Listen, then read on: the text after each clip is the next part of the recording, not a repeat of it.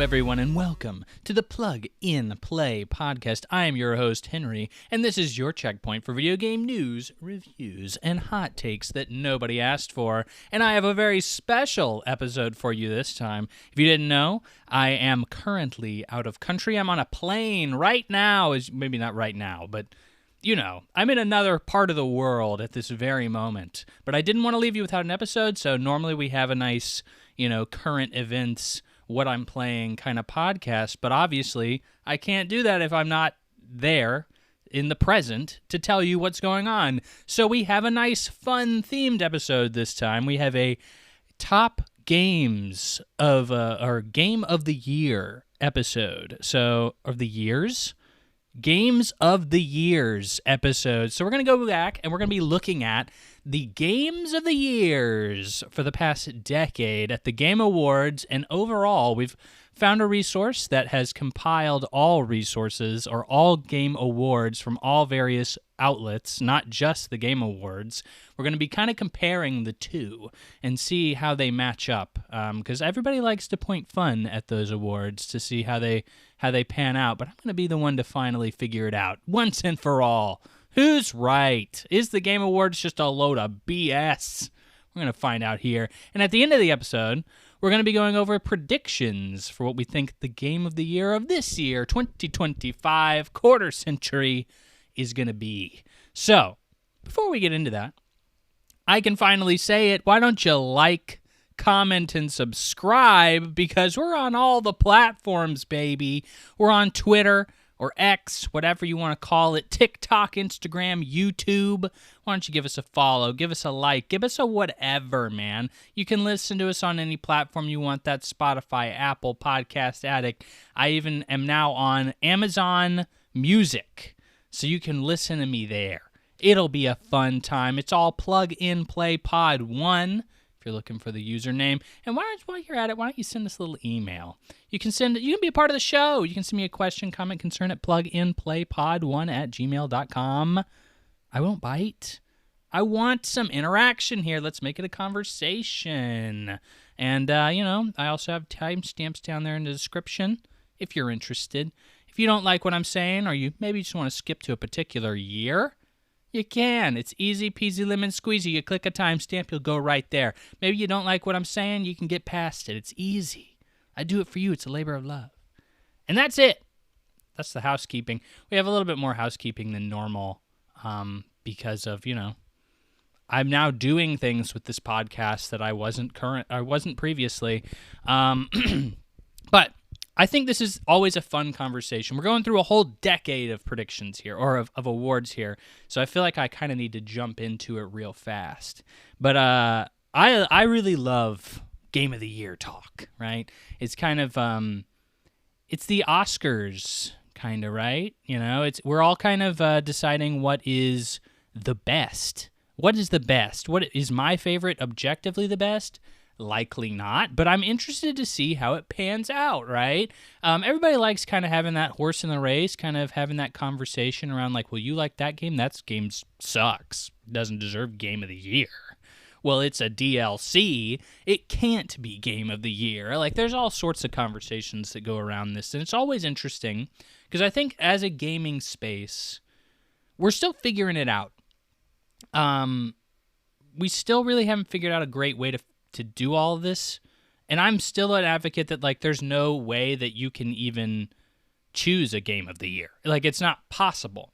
If you are a movie addict and you are like, oh, I want to watch all of the Best Picture nominees for the Oscars, you can do that. If you genuinely put your mind to it over the course of a weekend, you could watch every Best Picture nominee in a weekend and probably have time to spare.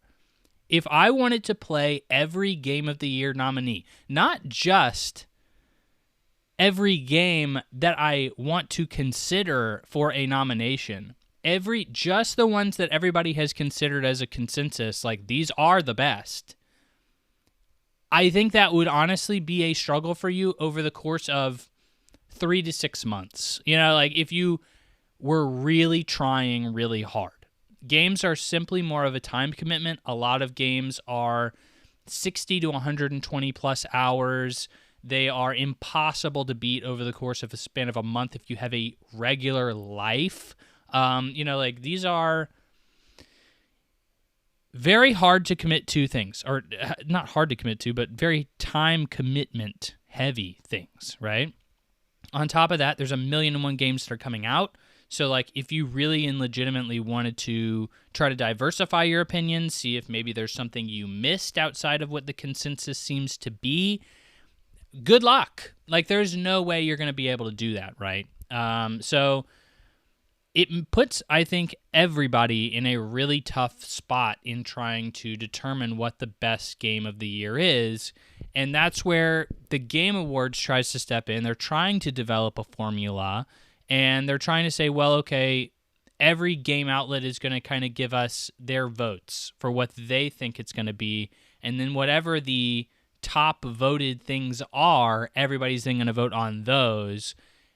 The problem with this is even they don't have enough time, even professional outlets don't have enough time to really get to most things, and most professional outlets are going to be trying to talk about and play the games that they're going to think people want to play, right, or hear about, which are, guess what, the most highly marketable, mainstream games. There's no shot that any outlet is not going to play GTA, that any outlet is not going to play Skyrim.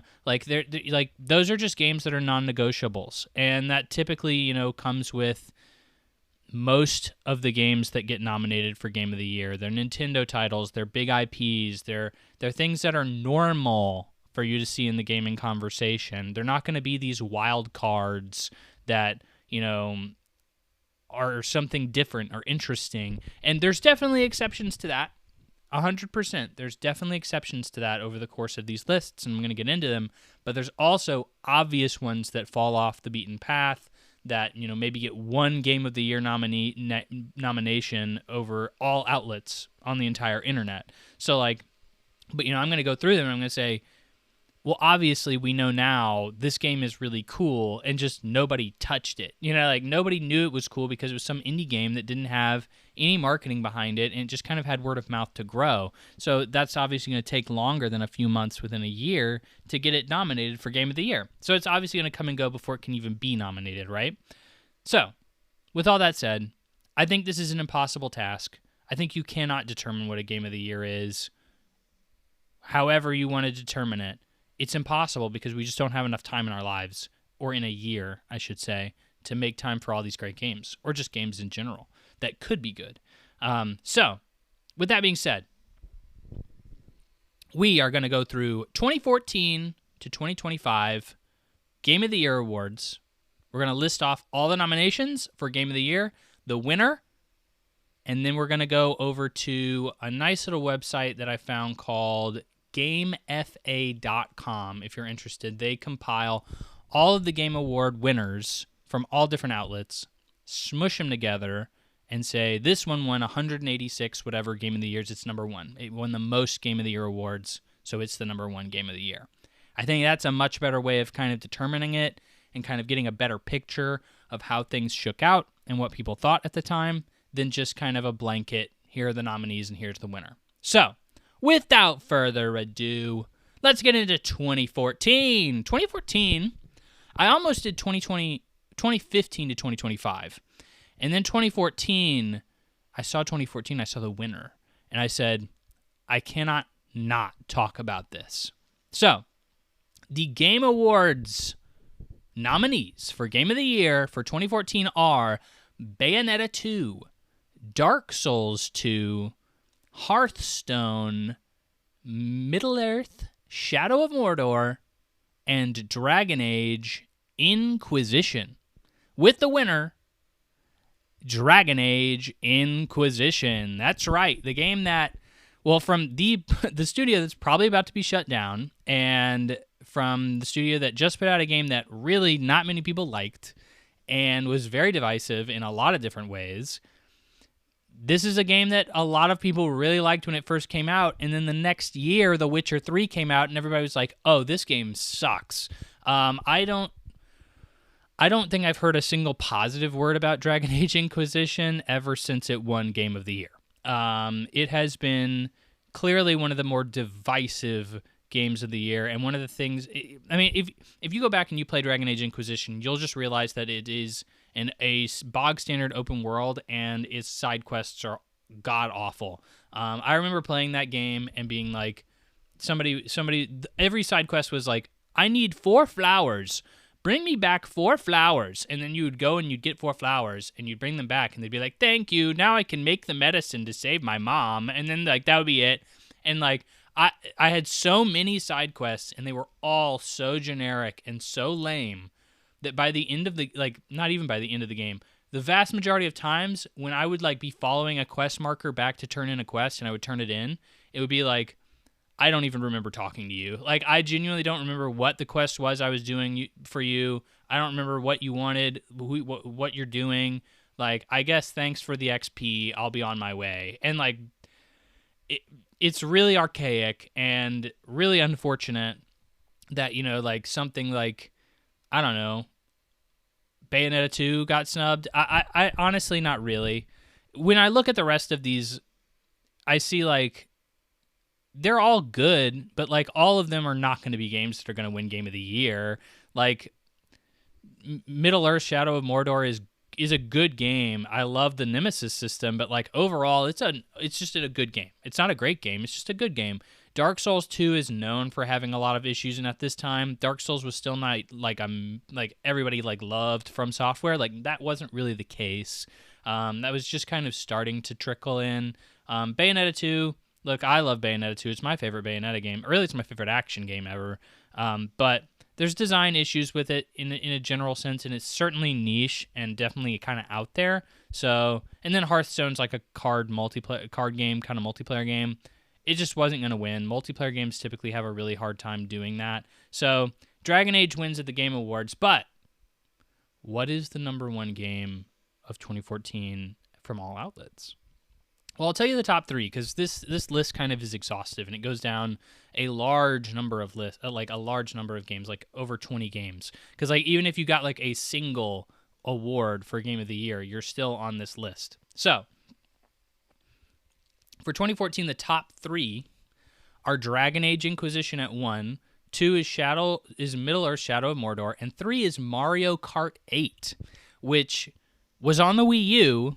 So, of course, nobody frickin' played it. Like, that was when Mario Kart 8 was regulated, was banished over to the console that nobody was playing. So, even though it won a lot of Game of the Year awards overall, one, it's also another Mario Kart game. So, like, it probably didn't review super hot at the time. It's certainly kind of gotten legs over time. But, like, when it first came out, I can imagine it wasn't, like, super hot in terms of reviews.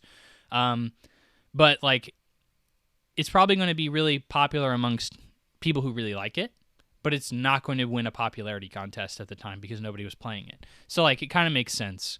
Another thing that came out that year, Super Smash Brothers. I would have to think that's like the 3DS version or something like that. Ain't no shot that didn't get nominated if it came out that year. But that's number 4. Far Cry 5, Bayonetta 2 in order. Destiny, the original Destiny came out that year. The original Divinity Original Sin, which I didn't expect to win anything.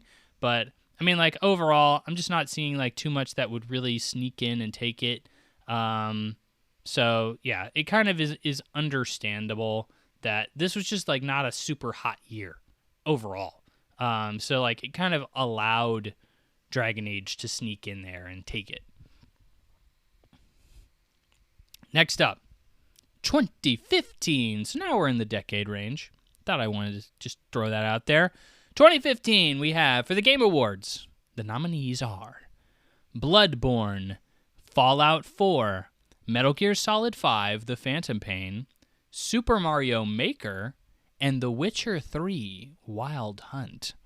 The Witcher 3 wins it with the overall there. This is obviously a much stronger year. Everybody remembers Bloodborne, everybody remembers Metal Gear, and everybody remembers Fallout. Not to say those are like the best of those series per se, but they are certainly well-remembered and well-loved games, but it's really hard when you're up against The Witcher 3, which in a lot of sense is changed the game for open-world games. It was really... it was an amazing game. I remember playing that game. It's one of my favorite games probably of the past couple of generations. It's an amazing game. It's an amazing world, and every side quest in that game.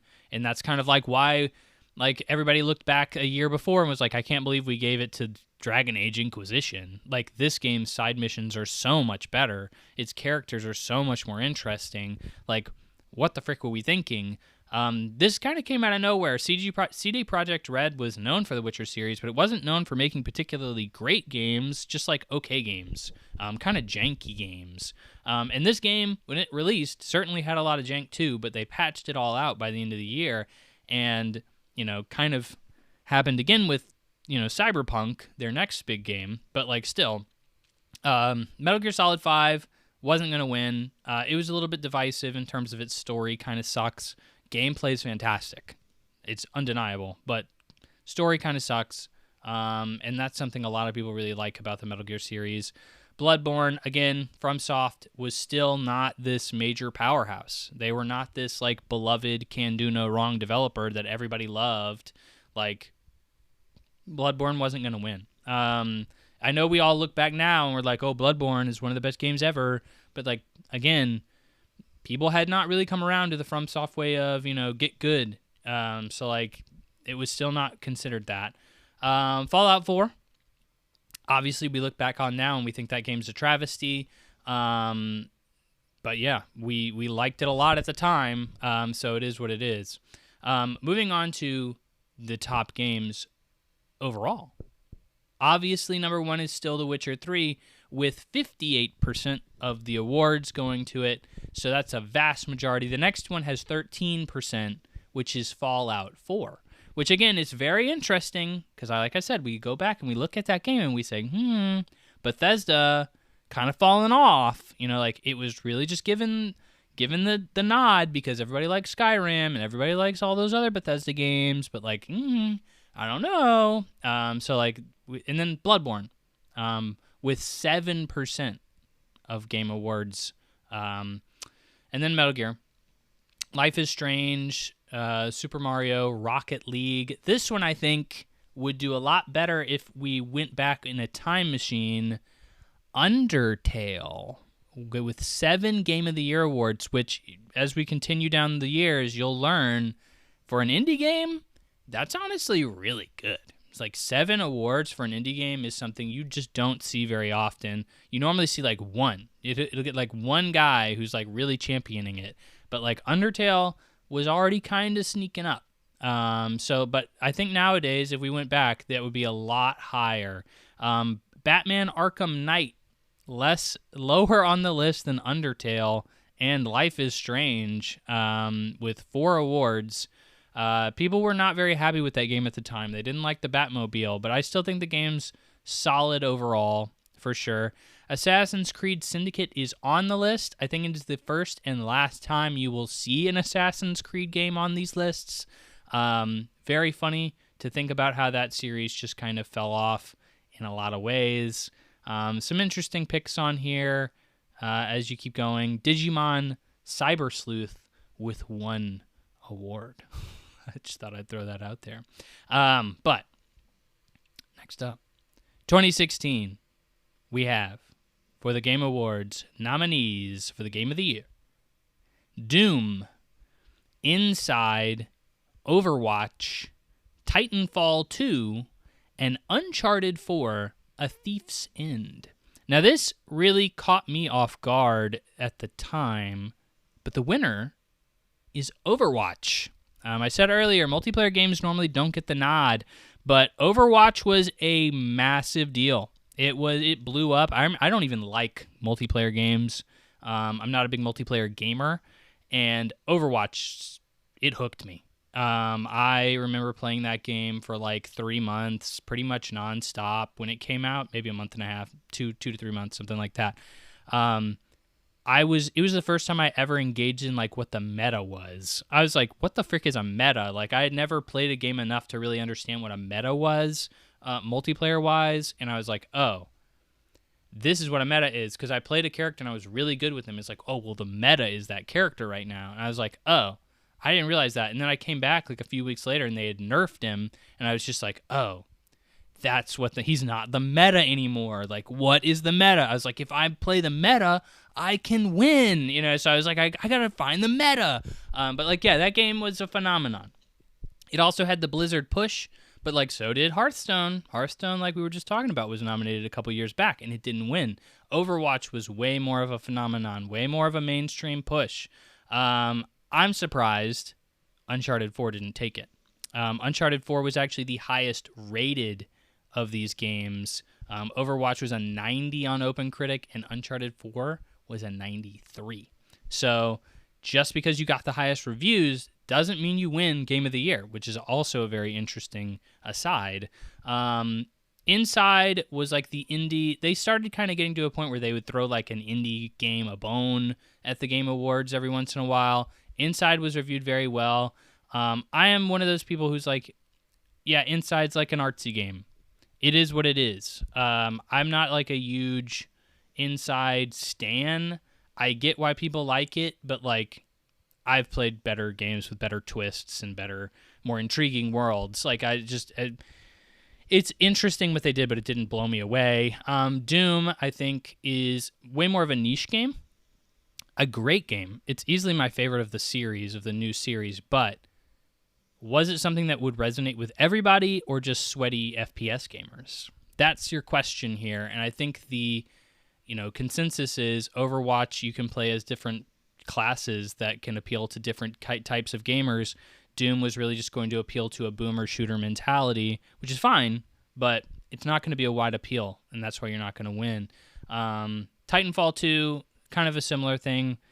Great single-player campaign. For some reason, nobody played it. I think what the issue was nobody played Titanfall 2 because I think they released Battlefield at like the same week or something crazy. There was some major overlap with EA there. They basically sent out Titanfall 2 to die, and so it did. It basically completely fell off immediately, and we never saw a series sequel or anything else again, even though they kind of had that in development in the back end for a while, but they eventually canceled it. We eventually got Apex, though, which is technically set in the same universe, but, I mean, not the same thing, obviously, at all. So, moving over to the overall Game Awards. This is the first time where we see a divergence. Number 1 is Uncharted 4, A Thief's End, and number 2 is Overwatch. Uncharted 4 has 39.8, or 40, we'll just round to 40, because I can do that. 40% of the vote goes to Uncharted, with 24% going to Overwatch. So a pretty sizable chunk of a difference that goes to Uncharted. This seems way more obvious to me. And it's obviously just who the Game Awards was polling as the industry journalists and, kind of the math that they do incorporating user votes as well, because I'm pretty sure that is something the Game Awards do, is like a portion of the vote is user related. So it's not all just gaming journalists. But clearly Overwatch was just more popular amongst the people polled, but overall, from everybody, Uncharted wins it. Number 3 is actually Doom. Number 4 is Battlefield 1, a game that was not even nominated. Number 5, very interestingly, is The Last Guardian, which is such a mid-game in my personal opinion. But, from a huge developer, obviously the guy who made the Shadow of the Colossus, considered to be one of the best games of all time. So that was going to get something. Number 6, not nominated yet again in the Game Awards, Dark Souls 3. Not nominated. They nominated Dark Souls 2, but Dark Souls 3, which is considered one of the better games in the series, not even nominated. Number 7 is Inside, which is where you kind of get like the oh, yeah, it was kind of thrown a bone, probably because it was an indie game. Admittedly, it is reviewed higher than most of the games that I just read, but, in fact, all of the games that I just read, but not as many people thought it was better than those games, which is, again, a weird dichotomy, right? A few games that didn't make the list: Final Fantasy 15, Dishonored 2, The Witness, Pokemon Go, surprisingly. We'll get into some things later, but like you'd think that would have made the cut. And Civilization did not make the cut that year either. But that's all the games there. Interesting to see what falls off. Number next, 2017. That's the number that comes after 2016. For the Game Awards, we have Horizon Zero Dawn, Persona 5, PlayerUnknown's Battlegrounds, what a blast from the past that is, Super Mario Odyssey, and The Legend of Zelda, Breath of the Wild. The winner, of course, as we all know it, The Legend of Zelda, Breath of the Wild. Funny enough, Super Mario Odyssey actually reviews higher. It has a 97, one of the best Metacritic/OpenCritic scores ever. And Breath of the Wild has a 96, funny enough. So, PlayerUnknown's was a phenomenon, understandably nominated, introduced the Battle Royale mode that we all know Fortnite for today. Persona 5, I mean, that was really the first game I think that catapulted the Shin Megami Tensei/Persona series into the mainstream. Persona 4 was definitely something that American audiences took hold of and was really beloved, but like Persona 5, it was like everybody was playing that. Horizon Zero Dawn, another big budget open world game from Sony. I really liked the first game, really intrigued me, really got into the world, so totally worth it. Nintendo obviously sweeps here. I understand the flaws in both Super Mario Odyssey and Breath of the Wild. I personally am the platforming god, the platforming king, as I continuously refer to myself as on this podcast. I obviously am biased towards Odyssey, but I also think that Breath of the Wild, while it does push forward like open world exploration and like traversal within those worlds and interaction within those worlds, I think overall the game is still has a lot of issues in terms of it's just an empty world. It's boring. Like the main content in that game is not very interesting, and it really turned me off of the game. I think Tears of the Kingdom is one of my favorite games ever, and that's because it takes all that stuff that makes like Breath of the Wild a Game of the Year contender and does what I think it should do, which is like give you an actual game to play while you're like running around and doing stuff. Like it's not even close to me. But what did everybody think? Overall, what happened here? Number one for overall is, of course, Breath of the Wild with 57% of the vote, absolutely destroying the rest of the composition here. Number two, however, you'd assume it'd be Odyssey, right? With one of the highest reviewed games ever of all time. It's not, though. It's Horizon Zero Dawn, sneaking in with 14.9% of the vote overall. Kind of crazy. Because I don't think we look back on this game super fondly. But again, I love Horizon Zero Dawn. I have very fond memories of it. I think it probably hasn't aged well. I think it's just another open world game now. But I love the world. I love the concept. And I think the combat, especially towards the end of the game, really got into it. Really enjoyed that game. Super Mario only having 8% of the vote is astounding to me that it didn't do better. I thought it would be a pretty neck-and-neck tie between Breath of the Wild and Odyssey. But Odyssey was more Mario. And while more Mario is still great, it's not revolutionary. And I think a lot of people saw Breath of the Wild as something that was revolutionary, and they rewarded it for that. And I think as we continue to go down, we'll see some people kind of rewarded for just being different. Specifically, actually, speak of the devil, Nier Automata is number 4. From a series that nobody gave a frick about. I played the original Nier before Nier Automata, and I was like, there's no one, I was super surprised that it even got a sequel. Like, that was kind of really astounding to me. But the fact that it was nominated for Game of the Year, winning Game of the Year awards, selling millions of copies, what the frick happened? How did this happen? You know, like, this weird little, like, Japanese game, like, obviously Platinum came in, fixed up the combat, great. Story's good, too, but, like, I don't know. I think the original Nier actually is better in terms of how it tries to, like, subvert narrative tropes and stuff like that. I think Nier Automata has an ending that's interesting, but, like, not very thematic with how the rest of the game really is. I think Nier, the original Nier, which you can now play as Replicant, and I would probably recommend playing that version, is way more thematic. It makes way more sense, and in my opinion is actually a cooler, more interesting way of handling and subverting, like, game mechanics and tropes to tell a narrative. But that's my opinion. But yeah, it does interesting stuff, so it gets rewarded for it. Persona 5, number 5, very thematic, and PUBG at number 6. Divinity Original Sin 2 makes it in at number 8. It's funny because obviously now we know, like, Baldur's Gate 3 as being one of the best games ever, and it's like, well, this is just kind of that, you know, like, it's kind of that too, but not as many people cared about it. Speaking of which, Resident Evil 7 at number 9, only 5 Game of the Year awards here, which is really surprising considering I still see people playing that game nowadays. It's very scary, and it's from a very, very popular series, but for some reason, I think it was that transition to first person. They were trying a lot of new stuff, and I don't think it resonated with everybody, at least in terms of Game of the Year. Another one that got snubbed, honestly, surprised it's even nominated at all, Prey. Bethesda's Prey, Arcane Austin.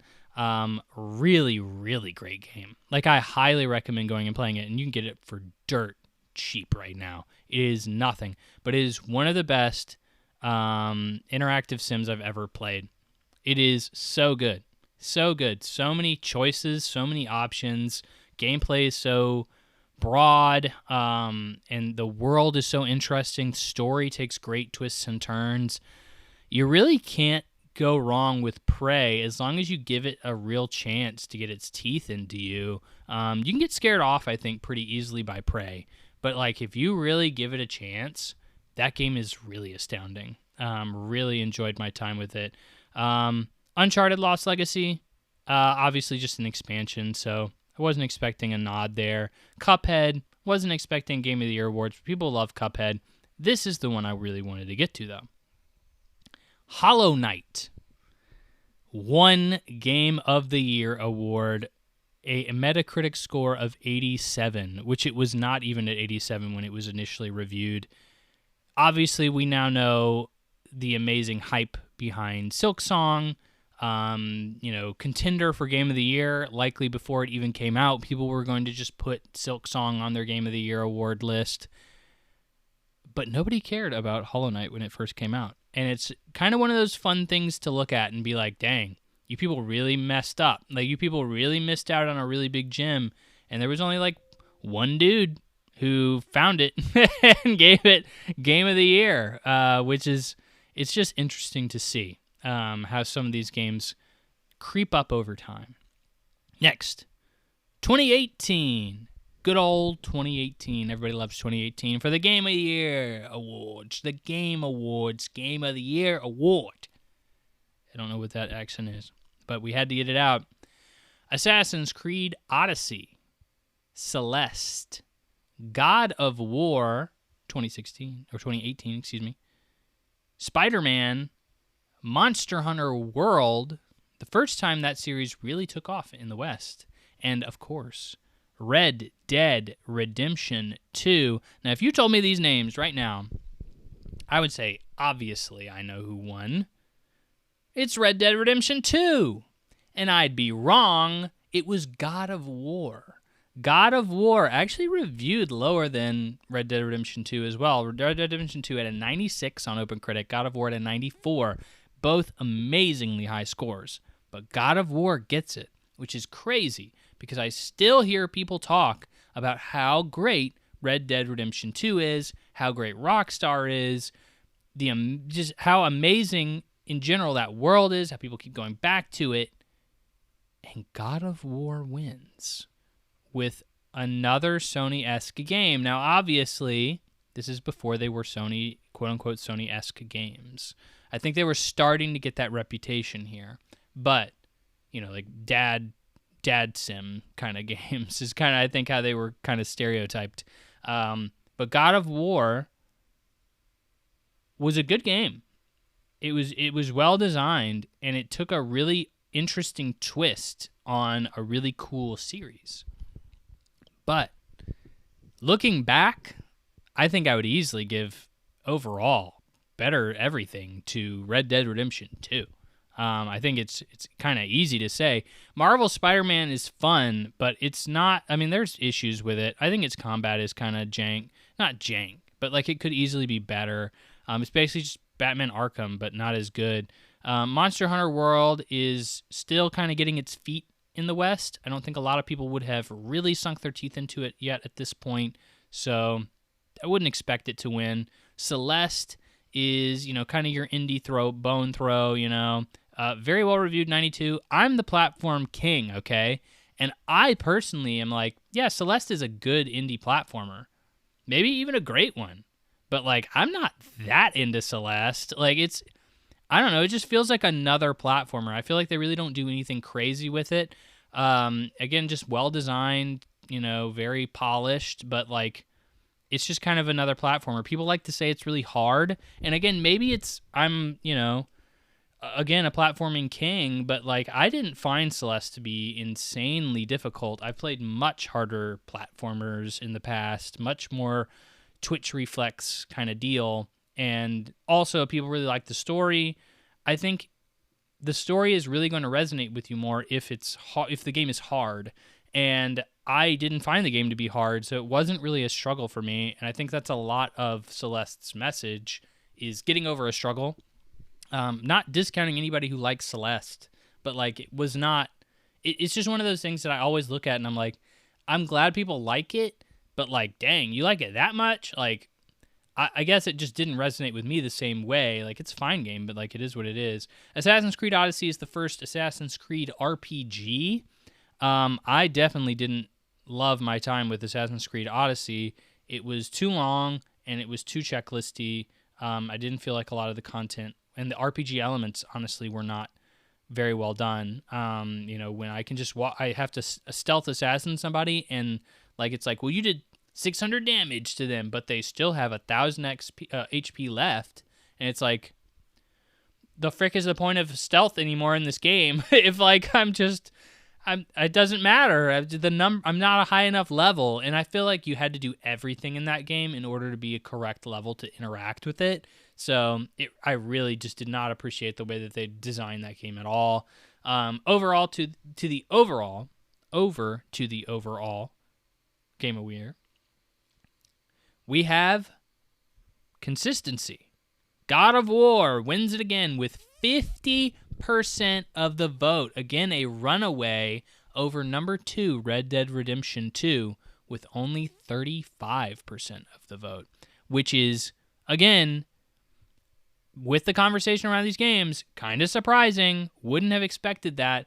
Number 3 is Marvel's Spider-Man with 4% of the vote. So you can see how there's a massive divide. It basically was, you're giving it to God of War, you're giving it to Red Dead, you're not giving it to anybody else. Kind of surprised to see Marvel Spider-Man up that high, considering we have Monster Hunter World, which is number 5, and Super Smash Bros. Ultimate, which maybe got ported to Switch, if I had to guess, that year. Definitely was not a Wii U title. Celeste at number 4. Tales of the Obra Dinn, funny enough, coming in there at number 7. Here's an interesting one. Last year we had PUBG, who was nominated for Game of the Year. Here we have Fortnite at number 8 with 5 Game of the Year awards for its Battle Royale mode.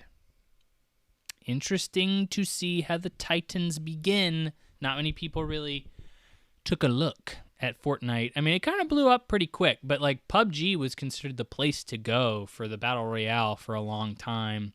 Astrobot Rescue Mission, I want to give that a kind of shout out. It is number 9 with 4 Game of the Years. Nobody has a PSVR headset. Nobody will have a PSVR headset. Very sad. I did. Really enjoyed that game. One of my favorite VR games. Really a really great game in general. I'm not going to say one of my favorite games ever, but it's like really very, very well done VR game. Tetris Effect, another interesting one that kind of pops in there.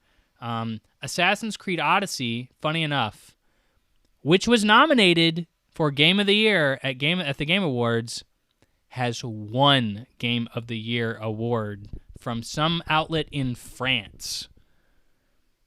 Maybe a little bias, Ubisoft obviously being French. So obviously that game didn't get many votes, and surprisingly so. I think that is just clearly one of those industry bias, kind of like, well, Assassin's Creed is a big game and we all played it, and so it's one of the 5 games I played, so I might as well nominate it. So I think that one certainly didn't deserve to be a nominee. Beat Saber, probably one of my favorite games ever, but of course it's a VR game, so nobody freaking played it. And then Subnautica came out that year as well. Got 1 Game of the Year award.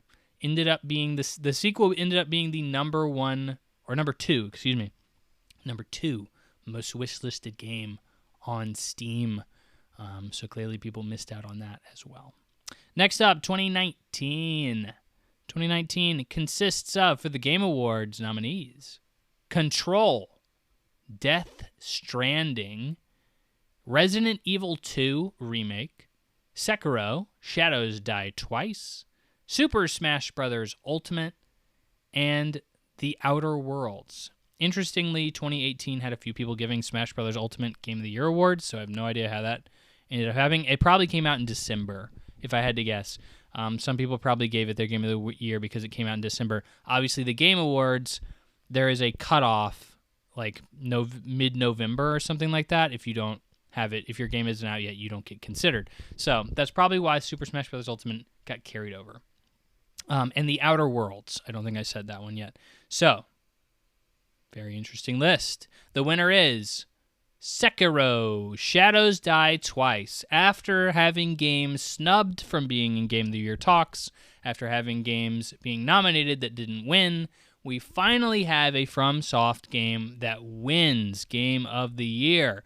I have not played Sekiro. It's one of the few FromSoft games that everybody likes to talk about that I haven't touched. I have it on the shelf. Have not popped it in.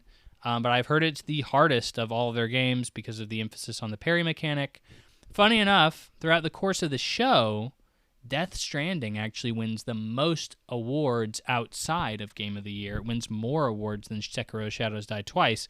Obviously a game that was very divisive. The sequel, very well loved, but Death Stranding has an 83 on OpenCritic. Not very good. Same with Control, also with an 83, but that's like, I don't know. I think there's issues with Control, but there are a lot of people who really liked Control when it came out.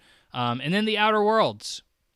This is, I think, one of the best games like ever made, to be frank. If you like exploration in games, Outer Worlds is my favorite game ever when it comes to exploration of a world, of a universe, whatever the case you want to call it. It is truly a magnificent game, and it's an 83 on OpenCritic. It's one of those things that's like, well, obviously we should have considered that more. You know, like I think looking back, we probably messed up in talking about that one. And then obviously Resident Evil 2. I'm surprised that didn't win, or excuse me, I'm surprised Smash didn't win. I would think Smash is like a solid lock, but I think recency bias probably took over here.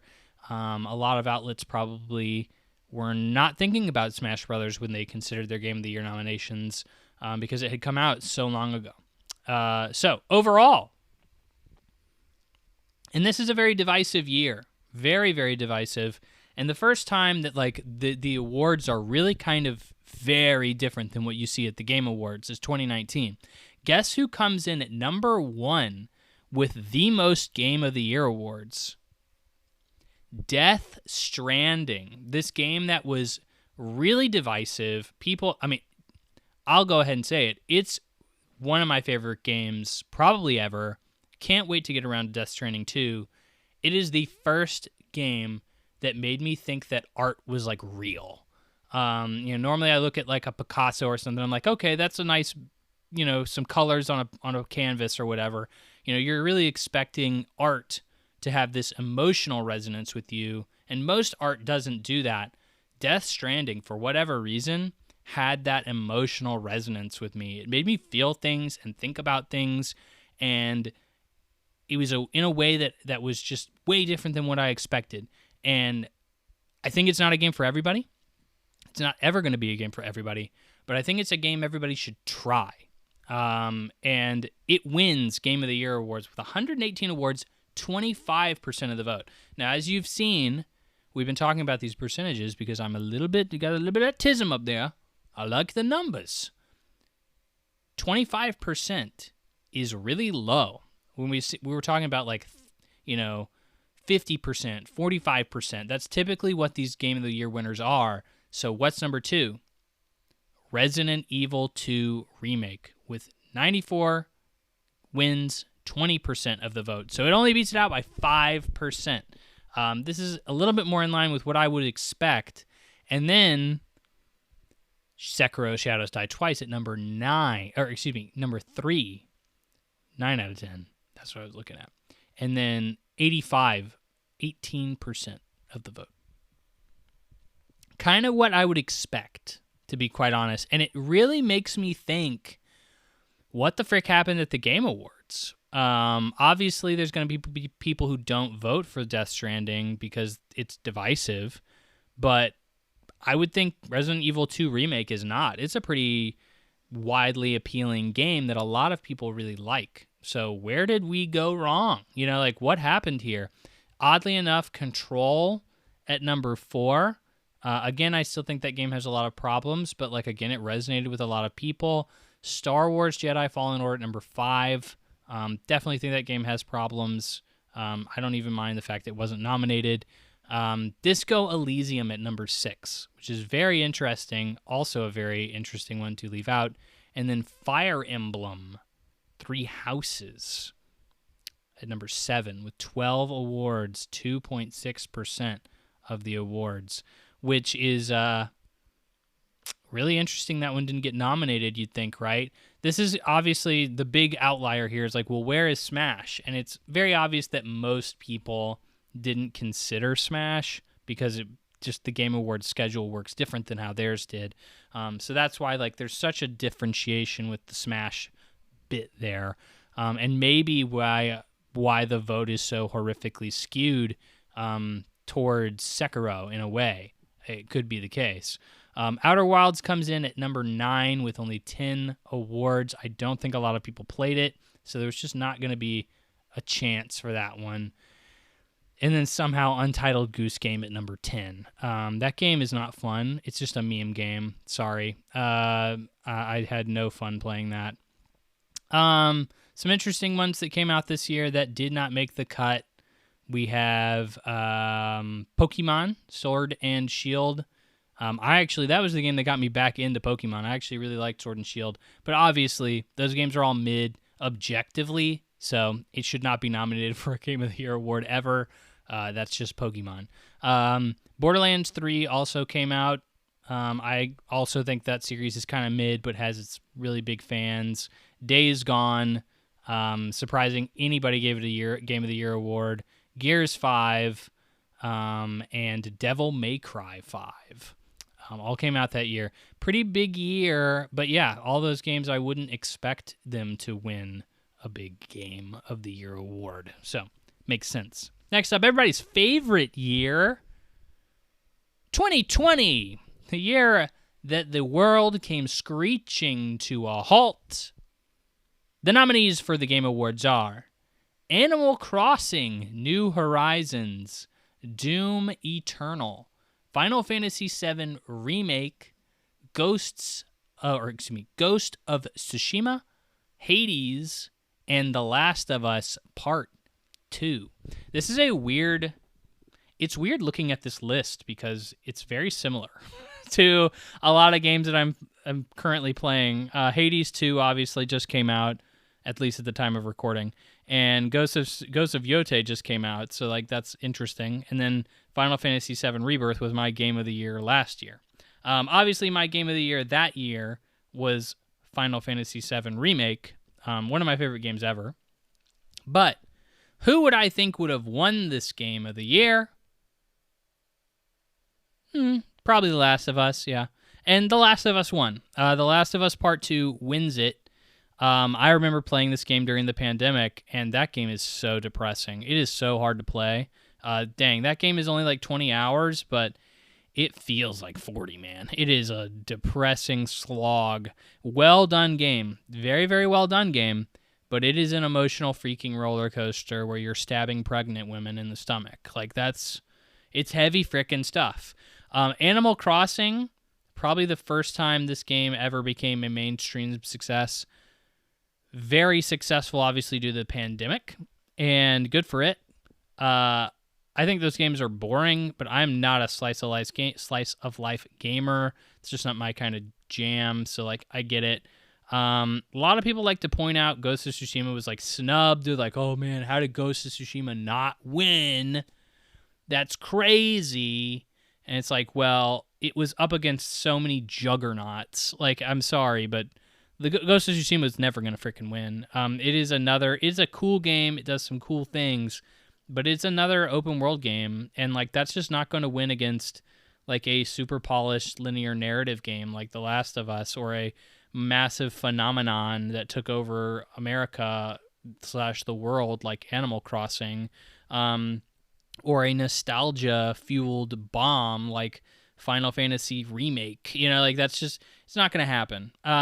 Hades 2 is probably poised to be a real contender for Game of the Year. I think Hades was the clear like indie bone throw where they just kind of throw an indie in there. Good for it for making the rounds. It was never going to win. Funny enough, actually the highest reviewed game of all the games on this list. Last of Us was a little bit divisive, though, and probably had a few more people reviewing it to kind of give a little bit of diversification in those numbers and bring it down a little bit. But still, a very packed year for gaming here. Overall, though, who wins it out? This is interesting. Obviously, the number one pick is The Last of Us Part 2 by a long shot with 50% of the vote. The next contender, number 2, only got 11% of the vote. And I do find it to be an interesting winner here, or an interesting runner-up. Hades, with the runner-up position, 75 Game of the Year awards, actually tied. I take that back, actually, looking at the numbers here. It is tied for number 2. Ghosts of Tsushima is tied with Hades for number 2, both having 75 Game of the Year award winnings, which is kind of crazy, right? What's even crazier is what is number 4 / number 3, however you want to say it, is Cyberpunk 2077. Does not get a nomination. Does not get a nomination, but wins 42 Game of the Year awards. Obviously, we all know Cyberpunk 2077 was a massive crash, like a train wreck that everybody couldn't stop watching when it first came out. It was the first game to ever be removed and refunded from PlayStation Network. It was a massive, absolute destructive force for any credibility that CD Projekt Red had. Now, of course, it's actually a cool game. But at the time, that game was absolutely abysmal. So the fact that anybody would give it a Game of the Year award just kind of almost shows how much hype people were riding on that. Because it was like a game people were like putting all of their hopes and dreams into and expecting it to be like a world that they could live in for years. It's weird to see how expectations for like that and like No Man's Sky played out, because both of those games were like, it's almost delusional the amount of hype that went into those games. People really thought that they were going to be like the second coming of Christ, which is kind of crazy. Number 5 is Final Fantasy VII Remake, 37 wins, 5.6% of the vote, followed by Animal Crossing, Surprised is that low, to be honest. 4.9% of the vote, 32 wins. And Doom Eternal, way down there, 14 wins, 2% of the vote. Dang.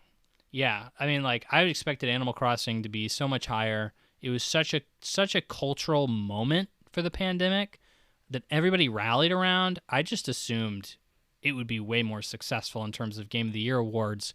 But the gamers that are going to be playing those games are casual gamers and not the people playing Final Fantasy VII Remake and, Hades and stuff like that.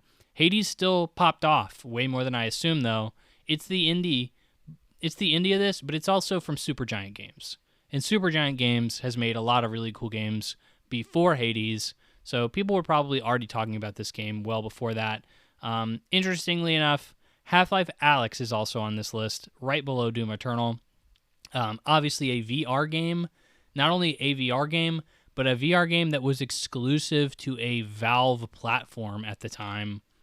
No shot this was going to win because nobody was playing it. Yakuza Like a Dragon also came out that year.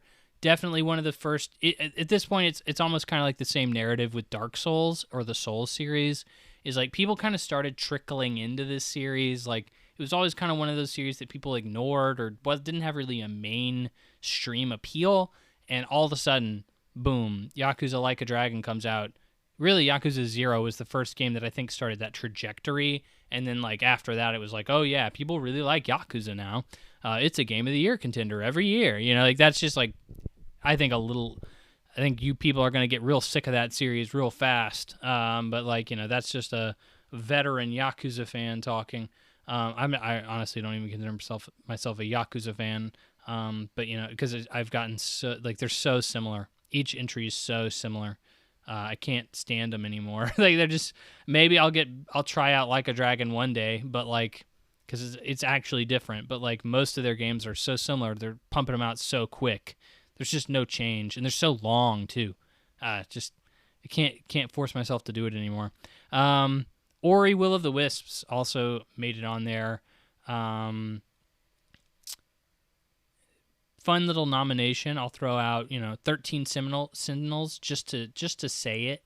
Very awesome game. If you like visual novels, it's one of my favorites ever. Tony Hawk Pro Skater 1 and 2 remake also on there. Yeah, that's kind of the bulk of it. There's a few other. Genshin Impact came out that year, but ain't no way that was gonna frickin' win anything. So understandable. Next up. This is an interesting year because even looking at the nominations, I'm like, dang, this year wasn't very strong, was it?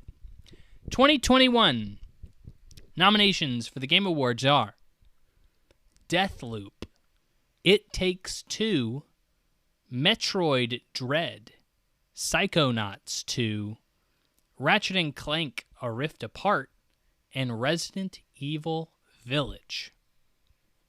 My personal game of the year was It Takes Two. Really wanted to give it to Psychonauts 2. It was a close second, but like, because I'm a big Psychonauts fan, but I think It Takes Two was just so expertly made. It definitely won my game of the year that year.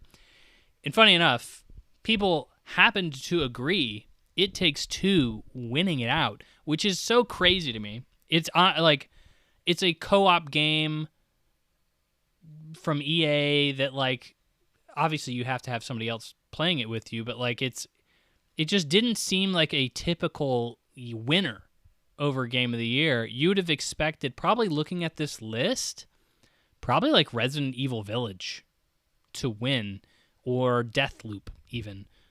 Even though I think Deathloop is probably the worst game on this list. But like still, like I don't think anybody feels in particularly very strong about any of these games is the problem.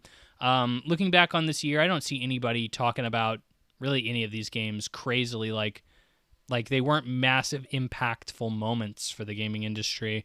Like I think of Hades as a big moment. I think of Ghost of Tsushima, a big moment. Last of Us Part 2, a big moment. Doom Eternal, big moment. Animal Crossing, big moment.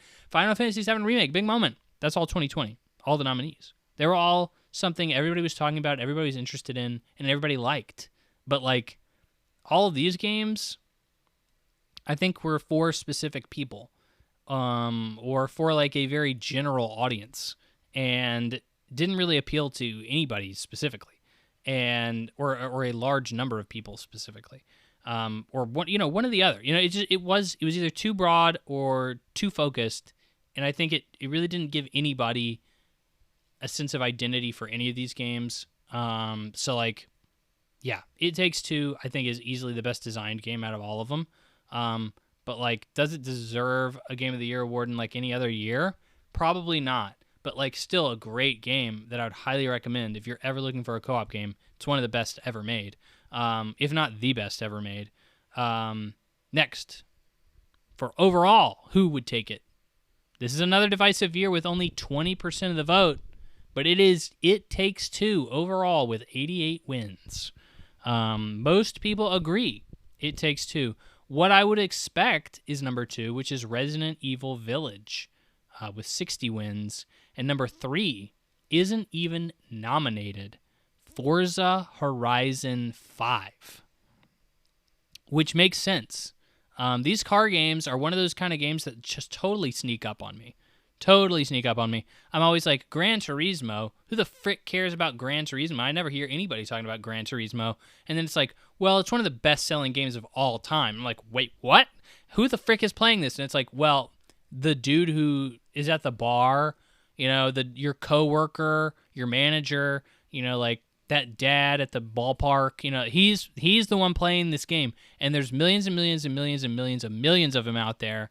And they don't care about video games, but they do care about freaking cars and driving fast. So, like, they're buying the games. So, very interesting that gamers as a whole was like, no, we don't want to recognize Forza, but we did in, like, an overall picture of people giving Game of the Year awards.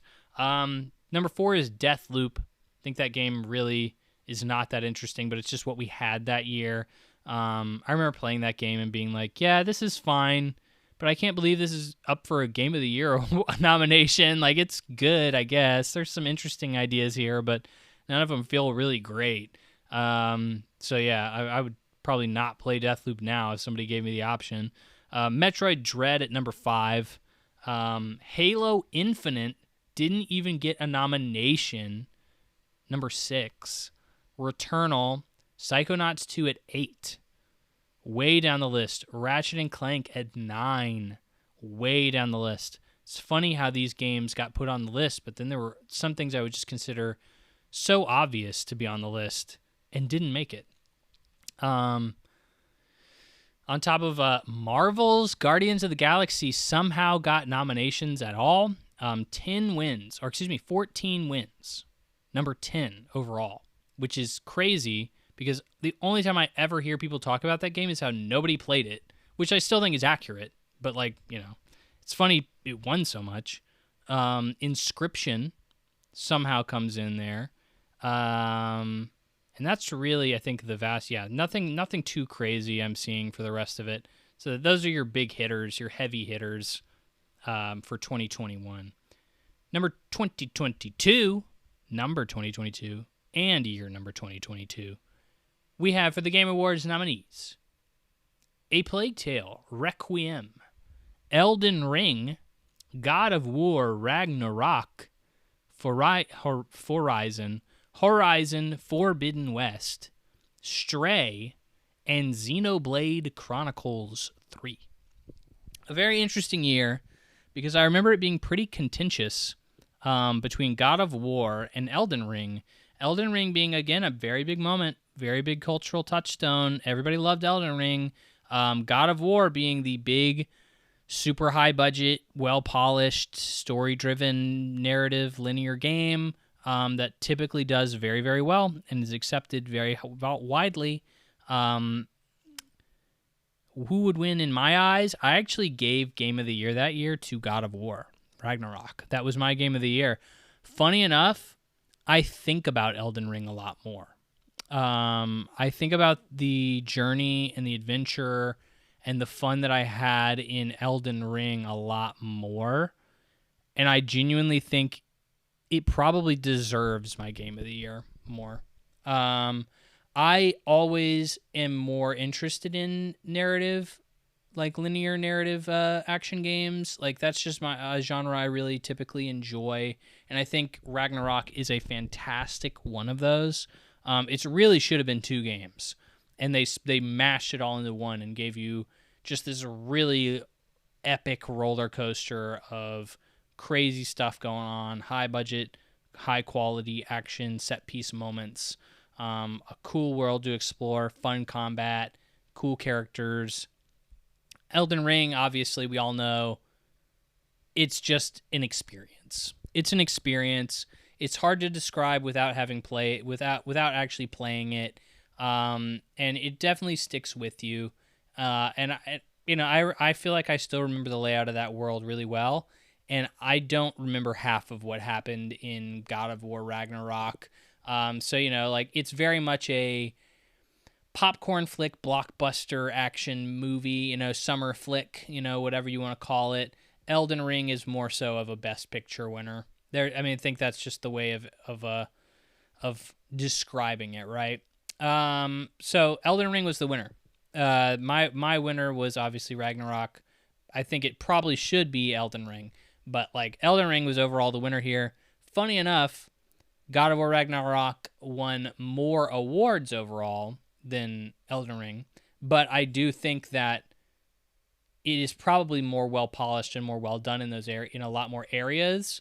It's just the final product is so unique and interesting with Elden Ring. It's hard to really compensate for that. Even though the production values are so much higher with Ragnarok. Plague Tale Requiem, I don't know how this game made it on there. I played like half of it on Game Pass, and I was like, I saw people giving it Game of the Year, and I was like, what the frick I don't know what you people are smoking. Like, this is such an okay game. Like, I don't know how you're kind of deciding this is the best. Like that when you have Elden Ring and when you have God of War sitting right next to it, how the frick did you get to this conclusion? Horizon Forbidden West, I didn't really like the sequel that much. It just felt like more Horizon. I didn't really like the story as much. I didn't really like the world as much because I felt like I had seen it. I had been there. I had done that. I don't need it anymore. Stray, holy frick. What the frick is this doing on here? This is a mid-game that does nothing particularly interesting other than the fact that you are playing as a cat. The cat animations are like realistic, and I guess that's what gets it the nod. Internet loves cats. The gameplay isn't particularly interesting or fun. The world isn't particularly crazy either. The story doesn't really do anything fantastic. There is nothing really here that I can say is like great. This is one of the weirdest Game of the Year nominations I've ever seen. Is Stray. Xenoblade Chronicles 3, I keep hearing people say it's really, really good. I have not played any of the Xenoblade games. They are all sitting on my shelf, waiting for me to play them, but like I have not been able to get around to them. Maybe one day when I have millions of hours to devote to frickin' 3 different JRPGs that are all 60 hours long. Maybe, but like, I don't know. Pray for me. We'll see. But overall, who won? You'll be interested to know Elden Ring takes it home with a whopping, the highest thus far, 73% of the vote. Wow. 73. I think it's deserved. But dang, God of War at number 2 with only 18% of the vote. That's crazy, dude. That's crazy. It was a blowout. Again, I think it's well-deserved, but I just expected it to be a little bit closer. Like, that's just so massive. Number 3 is a game that wasn't even nominated at all. Immortality. Which, like, I played Immortality. I prefer her story. It's from the same devs. But like Immortality is cool. It's an interesting experience if you've ever wanted to go through and like dive through footage and kind of there's interesting twists in there too, for sure. But Immortality is definitely experience. Played it on Game Pass when it came out. It's a cool game. Very interested to see it here though as number 3 overall for this year. Such a strong year. Number 4 is Xenoblade Chronicles, 5 Horizon Forbidden West, 6 is Pentiment, the game that nobody seems to give a frick about, which is interesting. Vampire Survivors, a game that basically started an entire genre. Yeah, the game is definitely like could be a better game from a whole experience, especially when it launched, but it's hard to deny that the gameplay is not like super cool and super fun. A Plague Tale Requiem at number 8. So that was, obviously one of our game of the year nominees at number 8. Stray at number 9. Cult of the Lamb at number 10. And then we have some interesting picks that kind of get, lower down here. You get, 2 or 1 awards each. Citizen Sleeper, interesting pick. Power Wash Simulator, Rogue Legacy 2, Marvel Snap, you'd expect to see a little bit more of, and Tunic with 1 Game of the Year award. I think a lot of people talk more about Tunic than you'd expect. So interesting picks. I like seeing the ones that kind of just squeak in at the end there with like one guy who's like, oh, this has to win. This has to be up there. Next, 2023. I think this was one of my favorite years for gaming ever, to be quite frank. 2023, we have Alan Wake 2, Baldur's Gate 3, Legend of Zelda Tears of the Kingdom, Marvel Spider-Man, Resident Evil 4, and Super Mario Brothers Wonder. Very interesting list here. Funny enough, my top 3 games, this is the first year this has ever happened. My top 3 games of that year actually are all on there. In fact, I played all of these games, which is also quite a rarity. There's always like 1 or 2 that I don't get to or don't want to play. But in this case, Alan Wake 2, Baldur's Gate 3, and Legend of Zelda Tears of the Kingdom are all in my top 3 games that year. My top 3 was actually Legend of Zelda, Alan Wake 2, and then Hi-Fi Rush. And then I played Baldur's Gate at the very tail end of the year going into 2024. And I was like, this is so amazing. I'm changing my answers, scratched out my answers on the test and went back and put in a different one. So it's Baldur's Gate as my number 1, Legend of Zelda, and then Alan Wake 2.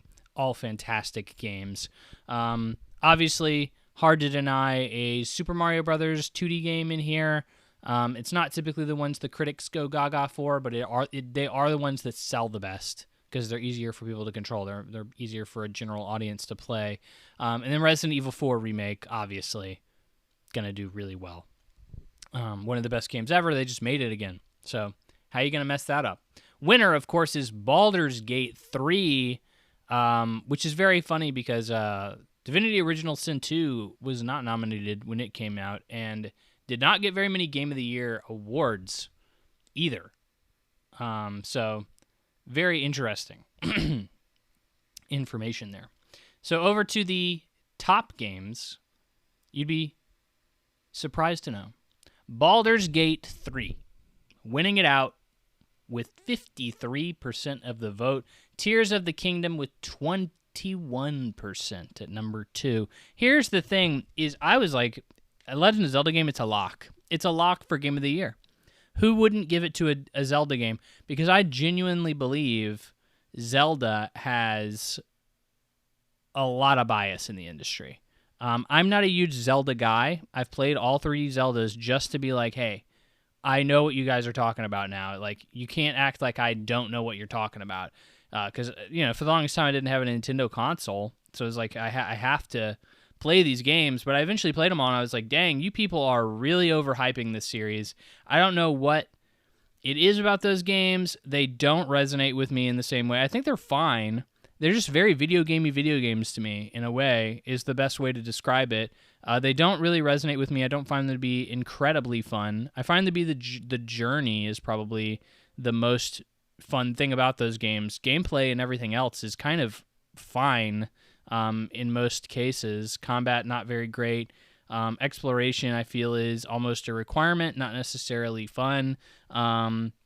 So, I have complicated feelings about the Legend of Zelda series, I'll say. But like, it's hard to deny that people are not nostalgically connected to the series. Most people played these games when they were kids or played one of them when they were kids, really resonated with them. And I never was able to do that. I played all of them when I was, like in my 20s. And, like, they're just going to love this series because that was a series they grew up with, And I totally get that. Nostalgia is a very powerful influencer in your decision making, and I understand that. But the fact that Baldur's Gate wins, a game that I think is kind of a niche, it's kind of a niche genre. Obviously, it's a very dedicated fan base out there for games like this, but like, dang, like that's not something I'm gonna be like, like, hey, guy in the office who likes going to Monday Night Football at the bar, like, did you play Baldur's Gate? And like, he's gonna be like, yeah, I know about Baldur's Gate. Like that's kind of crazy that kind of it got that big. I don't think it got that big, but like it had a much bigger reach than I think most people would have expected. Alan Wake 2 at number 3 with 11% of the vote. Resident Evil 4 with only 3% of the vote. A massive takeaway, or a massive gap from 3 to 4, which is crazy. And I think a lot of it is Resident Evil was a remake. It was a remake. It didn't change too much, which is fine. Alan Wake 2 is new. It's different. It's innovative. Loved Alan Wake 2. I'll sing its praises forever. But like Resident Evil 4 is objectively fun, but it is more of that. 5 is Marvel Spider-Man 2, which I think is, again, kind of the same. It's just like another Spider-Man game, and like they didn't really fix anything. They just kind of made more of that, and that's fine. It just is what it is. Number 6 is pretty surprising to me. Armored Core 6. Fires of the Rubicon. This was, I think, really hoisted by the fact that it was From Software, the makers of Dark Souls, who made this game. Kind of crazy that it's up that high. Seems really niche, especially because every other game before that was really niche. So it's kind of crazy that it got that much, like, many people looking at it. Number 7 is Super Mario Bros. Wonder. Crazy that that's that low, considering it is a Nintendo first-party IP that was rated really well. And then, of course, we have a few honorable mentions to throw in there that I think are interesting. Hogwarts Legacy makes it on there with 5 wins, 0.9% of the vote. This was obviously a very controversial game when it came out. I think a lot of people politically were like, I can't add this to my Game of the Year awards because it's, like J.K. Rowling is bad and stuff like that. I don't know. That was a whole situation. That was a real whole situation. But, like, the game is mid as frick. The game is so mid. It's so mid. It's crazy that was a controversy, and it's crazy that it sold so well. Because, like, yeah, that game is just mid. It's just super mid. Final Fantasy 16. You would think a mainline Final Fantasy would do so much better. 3 Game of the Year awards. I think that game is also mid. If you play the demo, you've played the best part of that game. The game never gets better. It is all the best story beats are in the demo. And like, yeah, the story and characters never get better, and there's really no reason for you to play the rest of that game. Just play the demo. Lies of P is an interesting one to see on here. Sea of Stars, and I think Lies of P kind of signals like the what do you call it? A Souls game like renaissance. Like, obviously people are kind of starting to look elsewhere for like just the genre as a whole is considered good.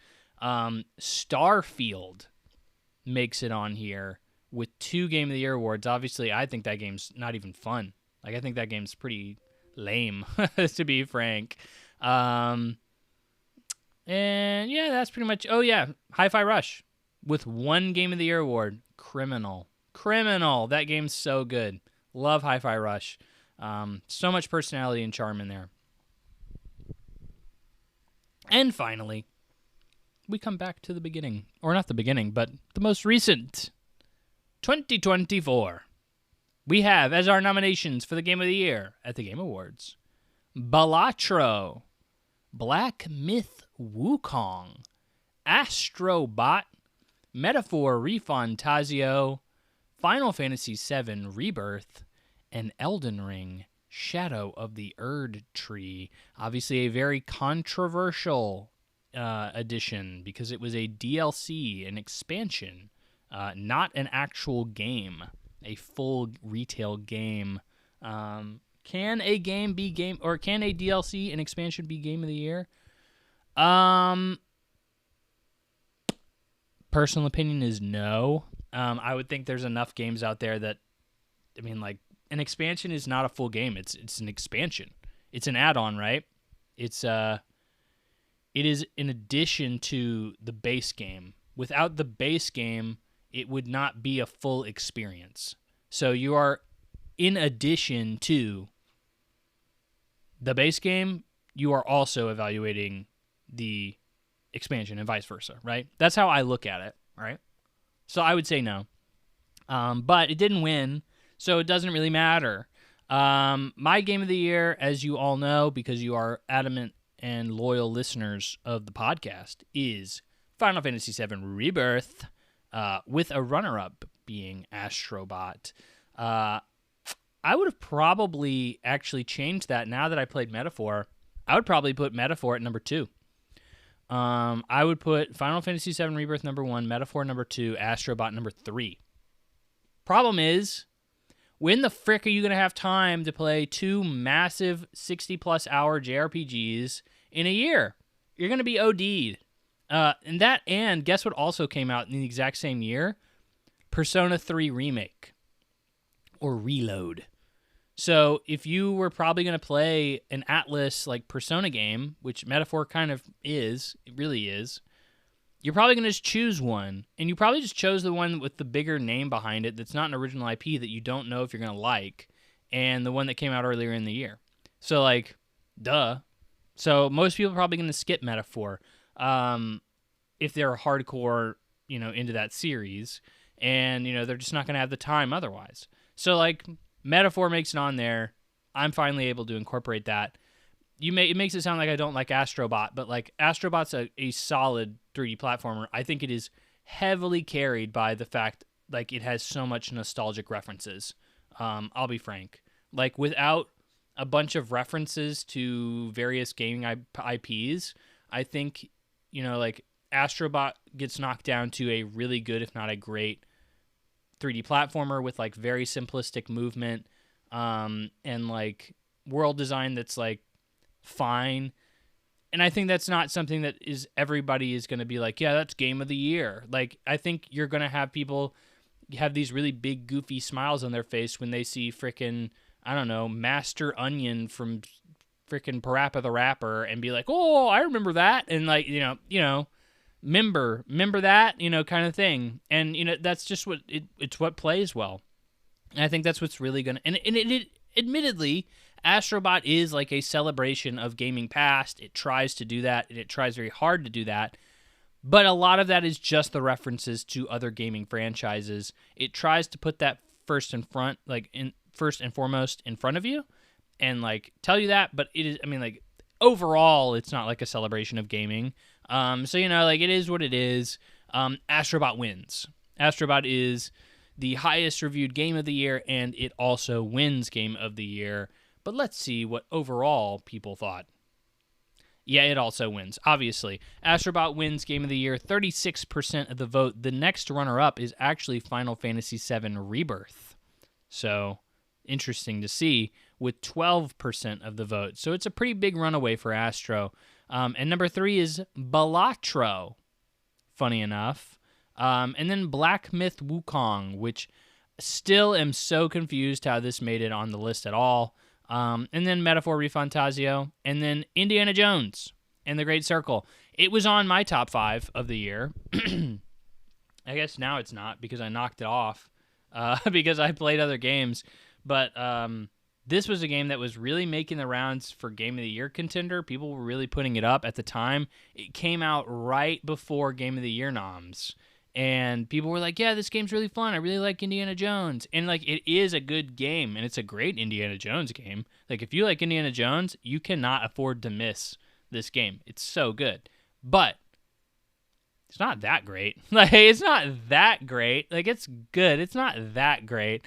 At the time, I just hadn't played enough games. Like, I eventually also went on to play Resist, X Resist, or what the frick? It's actually on here.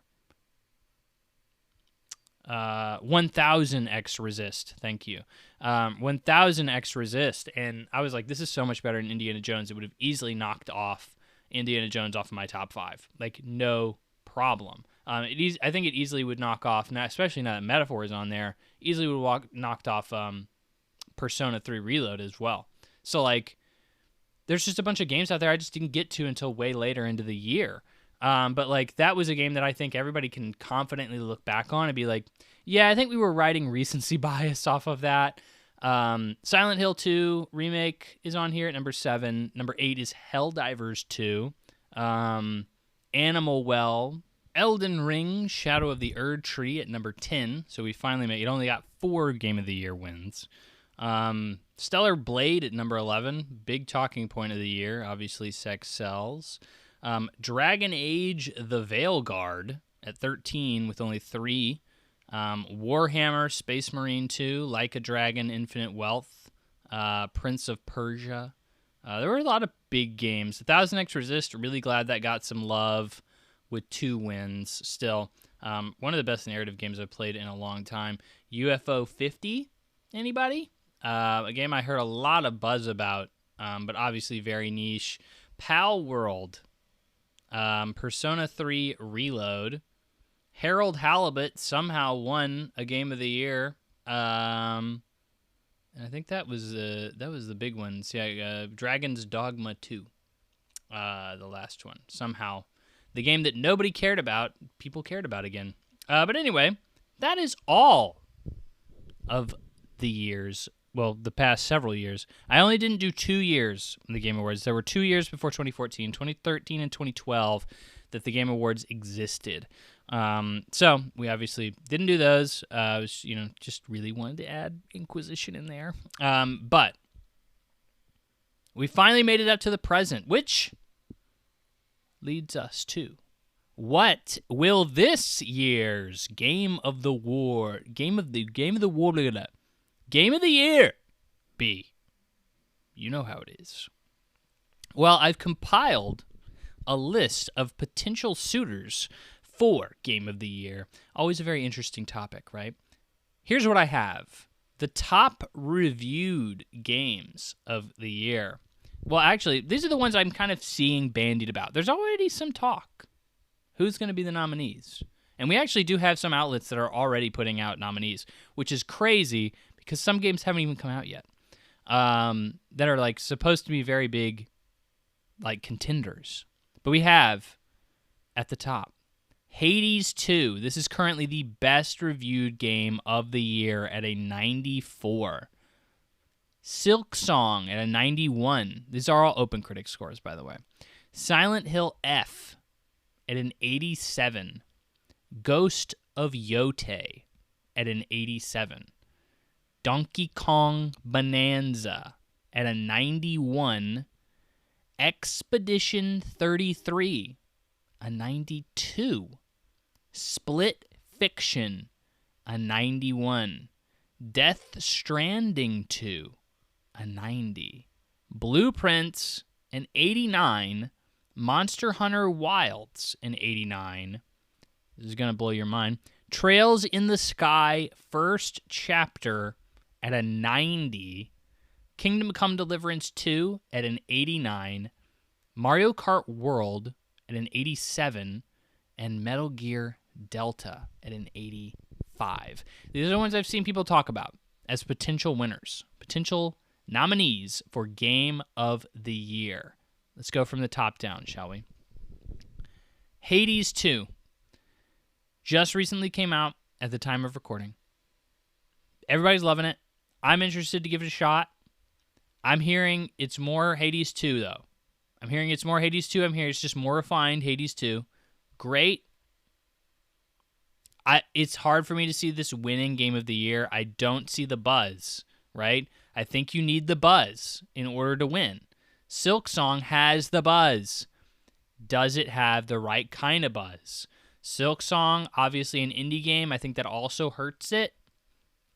Indie games typically have a hard time winning, but this is obviously, if it was ever going to be Silksong, it would be this year, right? All that hype, all that buildup finally comes out. I think it's getting a lot of pushback for its difficulty. I think a lot of the conversation around Silksong is its difficulty and not how good of a game it is. Just how the conversation on the internet works. I know that a lot of people love it, but it is a lot of, this game is too hard. Could it win Game of the Year? I don't know. I think it's going to have a hard battle to win. Silent Hill F. Really great reviews.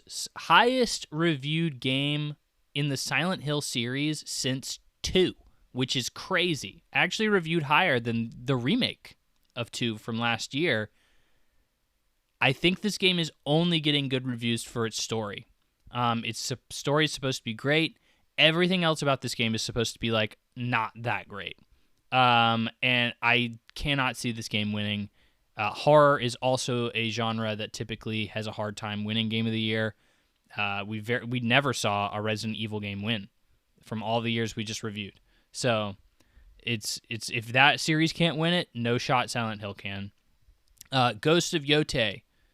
I think there's no shot this wins. There are way too many strong contenders this year for Game of the Year. I think this is also just another, this game is a little dated in its design at this point. It is another open world Ubisoft checklisty game at this point. It's a very pretty one, but like, does that make it win Game of the Year? I think it's just more of Ghost of Tsushima, and I think there's no way it wins. Donkey Kong Bonanza. Great platformer. I think the buzz on this game has already kind of dissipated. I think it's kind of fading out of a lot of people's minds already. We're already looking at new Nintendo games. We have a Pokemon game coming out. We have a Metroid game coming out.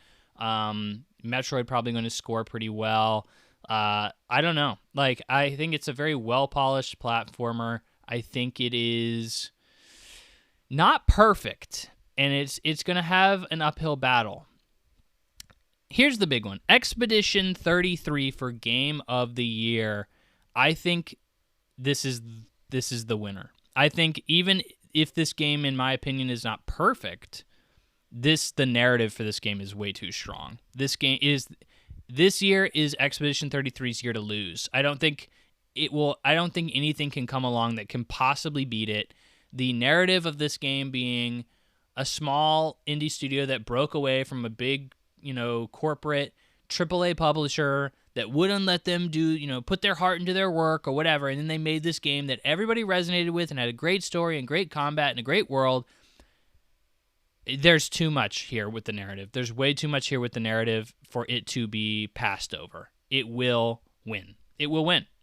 Simply on the narrative alone, the context around the game, not necessarily the narrative itself, but the context of it within the gaming industry. I think it's so hard for this game to not win. Split Fiction, it's one of the highest reviewed games of the year, basically a continuation of It Takes Two in terms of its design philosophy, and that game won Game of the Year by a long shot. I think there's no way this game wins. I think the hype for this game has died down. I don't think anybody even remembers this game came out this year, to be quite frank. It's been such a big year that I don't think anybody even remembers this game came out. There is no way it is going to win Game of the Year. It's unfortunate because I do think the game is incredibly fun. Love it. But I think there's no way it wins Game of the Year. Just because there's too much competition. It's too much competition, and it's all too different. It's all too innovative. Death Stranding 2, 90, one of the best reviewed games of the year. I can't see it winning again. This is for some reason people have really come around to Death Stranding. Obviously, the first game was an 83 on OpenCritic, and now it's a 90, and like that's great. People have figured out, like, oh, this game is really cool. But I think it's still divisive. I think there's still people that are going to say, I think there's something else I liked more. I think it's going to get passed up. Blueprints. I did not resonate with Blueprints, but I also didn't want to. I'm not a puzzle game guy. I heard it's a pretty long game if you really want to delve into it super deep and really go, find all the nooks and crannies that the game has to offer. I also don't hear people talking about this game anymore. The narrative behind this game has softened. It has fallen off. I think it was, even at the time, it was like people either love it or don't want anything to do with it. And, I think that's going to hurt it. You can't have a game for Game of the Year be like that. It needs to have a general appeal in some sense. Monster Hunter Wilds in 89, no shot. No shot it wins Game of the Year. It is currently sitting at like negative reviews on Steam or something like that. It's people have really turned on this game, specifically for like the updates it hasn't or has been receiving. I haven't followed it close enough to say. But, like, while this game came out, I think it is obviously a great game. I think it is riding a high on a Monster Hunter, wave right now. And while that's cool, I think it's going to be really hard for it to pull out a win right now with such a negative perspective people have on the game. It's not going to happen. This one's on here. Nobody's talking about this game, but it is one of the highest reviewed games of the year. Higher reviewed than Monster Hunter, higher reviewed than Blueprints, higher reviewed than Ghost of Yotei, Silent Hill F. It is Trails in the Sky, first chapter, with a 90 on OpenCritic. This is obviously not going to win. It is. I played the demo, and it is just an okay. I would say it's almost like a mid. I would say I even didn't like elements of the demo. The combat is not good to me, and the world and the voice acting aren't very interesting to me. This is a fan favorite kind of JRPG that has a really devout fan base, and this is considered to be the best place to get into the series. Everybody always talks about, oh, where am I going to get into it? It's so vast, and like if you don't know, Trails is like a long-running JRPG that had every single game is kind of connected to like every other game, to a point where like certain games are based on certain plot twists that happen within other games within the series. So like one of the big twists of like the second game or something is like the inciting incident of like the fourth game or something like that. I don't know because I haven't really delved into the series, but that's kind of the gist of it. So like there is no good place to start because you're spoiling another game in the series if you play them out of order at all. So like you can't just like jump into it without completely effing up, your experience with another one of these games. So it's always a huge problem for Trails fans to tell people where to start within the series. So like this being the remake of the first game is obviously going to make it the best place to start. So I think it's really like a recruitment tool almost. Like the reason this game is getting such good reviews is like it's hardcore fans that are really rating it very highly. And I don't agree with it at all based on my my experience with the demo. This game is like an 82 at best. Like it's not a very solid game. Or it's not a bad game, but it's not like a great game. Certainly not a 90.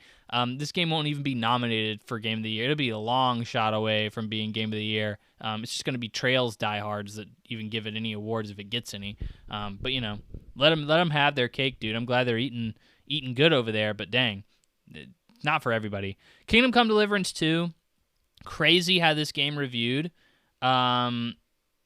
The first game is like a 73 or something on Metacritic. It's like not high at all. So like the fact that they clearly just cleaned it up and it's just like, yep, here it is. You can have like an 89. Like, wow, that's all it really took. The first game really just needed a lot of polish. Because I've heard it's like just more of that, just better. But like, I think this was a niche game. I think a lot of people who played it really enjoyed it, but I don't think this was a very wide appealing game that a lot of people super enjoyed, or not super, they didn't enjoy it, but I think a lot of people were scared off from this game. They didn't, or not interested in this game. I'm not scared off, but not interested in the game. So I think it's a low low audience nicher game that's probably going to have a hard time breaking into the nominations. Mario Kart World is nominated because it was the launch title for the Switch 2, and it's a Mario Kart game, and that's about it. It is not doing anything crazy.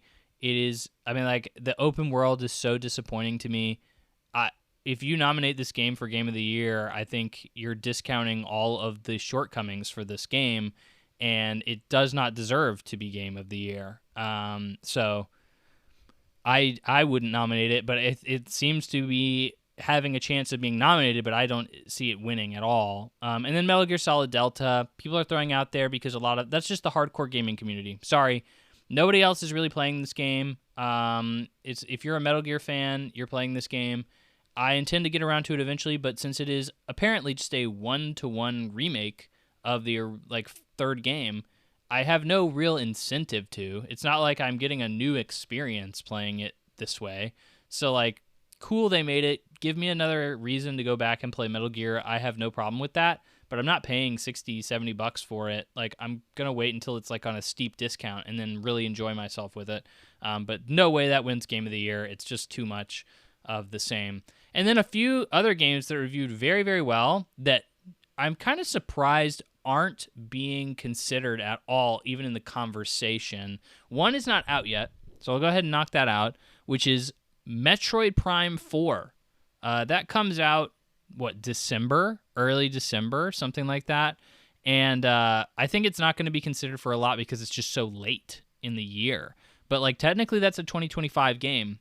So interesting, everybody's kind of discounting that. Shinobi is an 88 on OpenCritic right now. Really, really well reviewed. Nobody's talking about it. Smaller game, but very well reviewed. Kind of crazy. Nobody's referencing that. Starvaders is a roguelike game that is doing really well review-wise. Kind of got a big launch from Northern Lion, a popular Twitch streamer. But, nobody played it. Nobody played it, but it reviewed really, really well. In a similar vein, Monster Train 2 at an 88. Nobody's talking about. I think people are waiting for Slay the Spire 2 to come out and just completely destroy this game. Very well, very, very, very well reviewed, but yeah, nobody's talking about it. Same with Citizen Sleeper 2, which had a few Game of the Year. Its first game got a few Game of the Year wins, as I mentioned earlier. 87 came out very early on in the year and reviewed very, very well. And just kind of, I heard nobody talk about this game. Even when it released, really, I didn't hear very many talking about it. So maybe it just came out to its audience and that was it. But, like, very well-reviewed game. Nobody's talking about it. Here's one that I found was very interesting. Very highly reviewed. Obviously not going to be talked about because nobody knows what this game even is. Pipistrello and the Cursed Yo-Yo at an 88. It's kind of a 2D side-scrolling Metroidvania kind of game, but it's like just doing really, really well. Apparently people really like it, but it's like nobody played it. This game is floundering right now, but like because of that, it's never going to be considered. Here's the real one that I just find super surprising. Nobody's talking about this. Doom: The Dark Ages has an 86 on OpenCritic. It would be one of the lower reviewed games of all the games that have come out, but not by much, and not only not by much, but this was a huge game, a huge sequel to a massive franchise, but and people didn't really hate it either. It was just different, It wasn't what people really wanted, I guess. It changed enough to make some people happy, but make other people upset, and I played this game a little bit, bounced off of it, and the conversation around it was so negative. I was like, I got other stuff to play. Like, if it's this negative, I don't really want anything else to do with this game.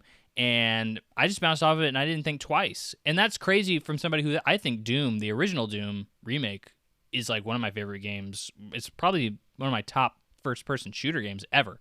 It's so fun. So fun. Even though I think that game was an accident. I don't think they meant to make it that fun.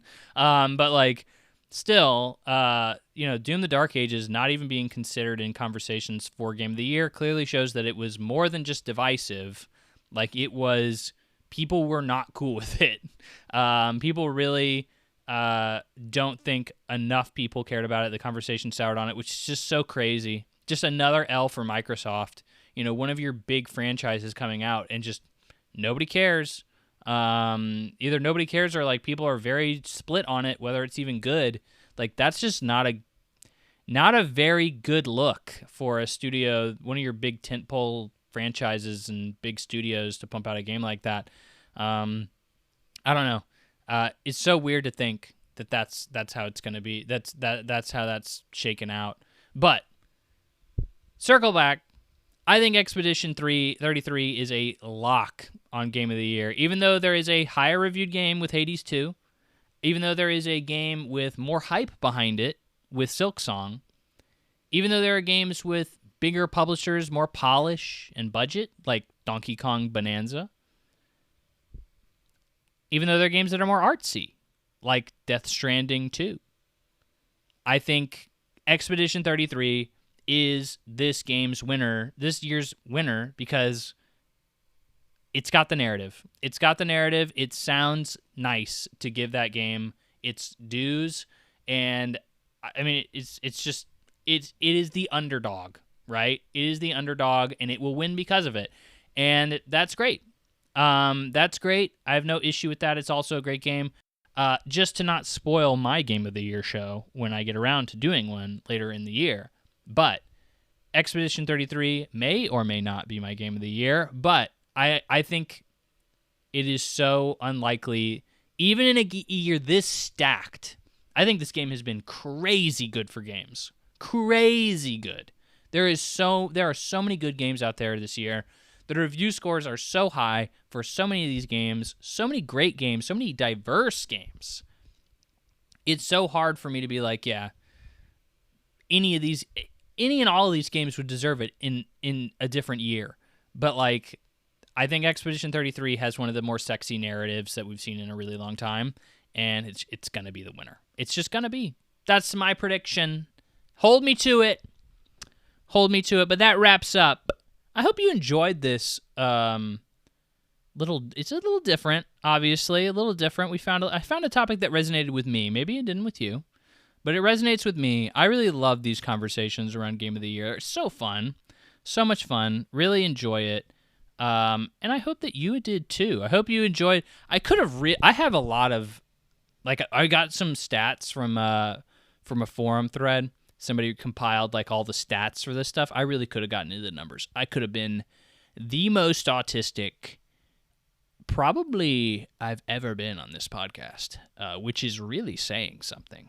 If I had gotten into the numbers like I have the average score for every year. I have obviously the number of awards each game won for that year. Like, they break it down. They break it down into a lot of different stuff, and it's quite entertaining for me. But I didn't want to bog you down. I think everybody typically just cares about, give me the juicy bits. I want to know who won. I want to know who lost, who won, who was snubbed. And I think on these things, a lot of the time, you see a lot of people who get snubbed, and like, they're not even nominated. It's like Hollow Knight. Like, it's understandable. Look, I get it, and that's what I kind of opened this show with, right? Is like, I get it. It's hard. It's so hard to get to all these games, know all these games are out there, to even interact with them in the first place. Critics can't even do it. People whose nose are to the grindstone cannot even do it. But like, how is that a just award then if we had just known that the best movie or the best game or whatever was out there, and we just didn't have time, or it wasn't marketed appropriately to find it? That just seems really unfair, right? And it just seems silly. And I think, you get into a point where it's almost like the Oscars, and I think the Oscars kind of ran into the opposite problem, where it was, like, their opinions on movies were so artsy and so elitist that it was so alienating for everyone else, right? Because they're like, well, we saw this artsy movie about an autistic Jew in the Holocaust, and they used kindness to win over the hearts of the Nazis. And it's like, yeah, I mean, like, that's cool and stuff, but I don't want to watch that. You know, like, I get it. Okay, like, that's a great story to tell, but would I rather watch Captain America punch the Red Skull in the face? Probably. Probably. Does that mean it deserves Best Picture? Probably not. But, like, that's why they nominate freaking Black Panther and Avengers in the Oscars now. It's because, who cares? So you alienate everyone else. So, it's a balance. It's a balancing act, right? You have to kind of figure out how to meet that middle ground of, like, incorporating, well, these are the big games that everybody knows and everybody cares about, and these are the good games. These are the ones that are objectively good. But it's like, how do you define what objectively good is? It's impossible, right? It's impossible. And that's why this conversation is so interesting, because there's no right answer, and there will never be a right answer. There can be a wrong way to certainly do it, but you just have to try your best. And, sometimes the best is not going to happen. It's not going to work out in the way it probably should, but it's the best you can do. So it's just fun to have that conversation. But thank you for sticking around for this special episode of the Plug in Play podcast. Hopefully I am still alive wherever I am in the world. And I hope you enjoyed. I hope you're playing some good video games. Hope you're taking it easy. I know I'm probably walking around until my feet fall off. But I'll be back next time with your regularly scheduled Plug and Play podcast programming, where I'll talk about all the cool news that I missed over the course of a few weeks, which it will, by the time I talk about it, will be old news that nobody will care about. But I'm going to talk about it anyway because I like doing it. So, hope you have a good one, sir or madam. Probably sir, though. And I will see you next time. Bye-bye.